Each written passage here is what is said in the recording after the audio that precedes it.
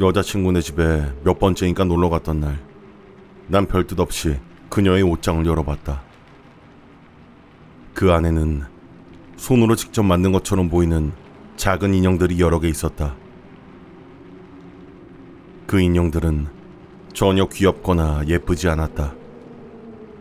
전부 다 기괴한 느낌이 드는 뒤틀린 인형들이었다. 조심스레 들어서 뒤집어 보니 인형마다 이름이 붙어 있었다. 데니얼, 아이작, 앤드류, 테드. 나는 그 이름들 가운데 몇 개를 알고 있었다. 그것들은 그녀의 전 남자친구들의 이름이었다. 그 사실은 나를 좀 불편하게 만들었다.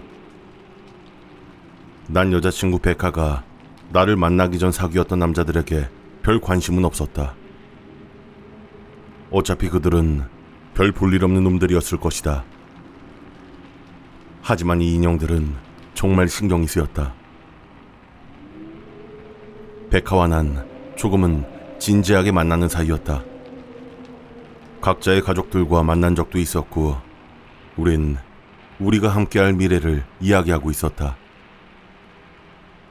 그래서 이건 그냥 넘어가기 어려운 문제였다.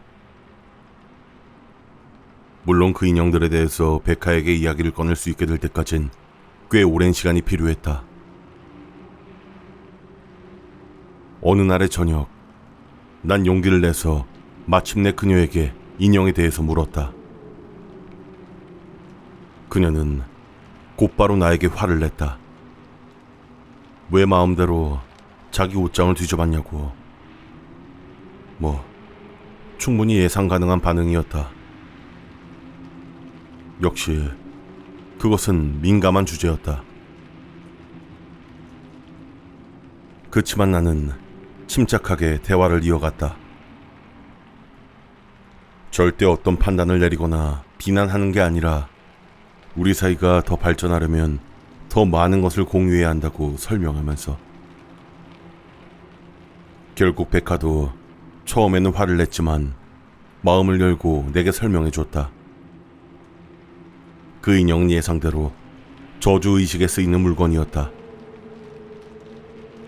베카는 전 남자친구들이 자기를 감정적으로 너무 고통스럽게 만들었기 때문에 조금이라도 그 고통을 돌려주고 싶었다고 했다. 베카의 할머니는 저주 인형을 만드는 방법을 그녀에게 알려줬다. 만들어진 인형의 몸에 상대방의 머리카락을 넣으면 그 인형이 다칠 때 머리카락의 주인도 다치게 된다는 것이었다. 난 소름이 돋았다. 어쩌면 베카는 전 남자친구들에게 그렇게 해야만 할 이유가 있었을 것이다. 하지만 그 인형들은 분명히 칼로 난도질이 되어 있거나 불타 있거나 뒤틀리거나 찢어져 있었다.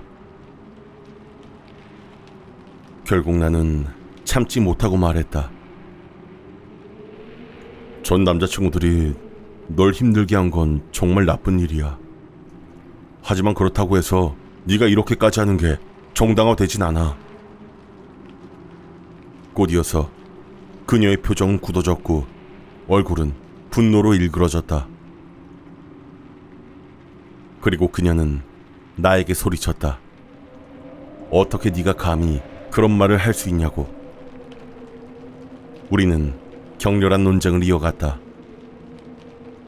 베카, 넌 지금 다른 사람을 다치게 해서 네 기분을 나아지게 만들고 있어. 그건 어린애들이 하는 짓이야. 그녀는 결국 내게 물건들을 던지기 시작했다. 난 얼른 그녀의 집을 뛰쳐나왔다. 그리고 집으로 돌아와 위스키 반 병을 비우면서 감정을 달랬다. 그리고 나는 피할 수 없는 그 일이 일어나기만을 기다렸다. 다음 날 아침, 난 슬픈 소식을 들었다. 불쌍한 베카의 아버지가 심장마비로 돌아가셨다는 소식을. 베카의 아버지가 죽어야만 했다는 건 정말 슬픈 일이다. 하지만 어쩌면 일어나야만 했던 일이다.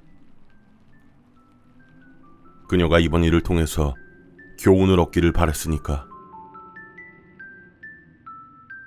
남들이 자신을 힘들게 만든다고 해도 사람을 저주하고 몹쓸 일을 당하게 하는 건 절대 안 될 일이다. 그러니까 남자친구의 머리카락을 몰래 챙겨서 이름이 쓰여있는 봉투에 담아서 숨겨둬서는 안 된다. 그리고 만약 그렇게 했다고 하더라도 그걸 너무 눈에 띄는 곳에 숨겨서도 안 된다. 내 머리카락을 그녀의 아버지 걸로 바꾸는 건 너무나도 쉬운 일이었으니까.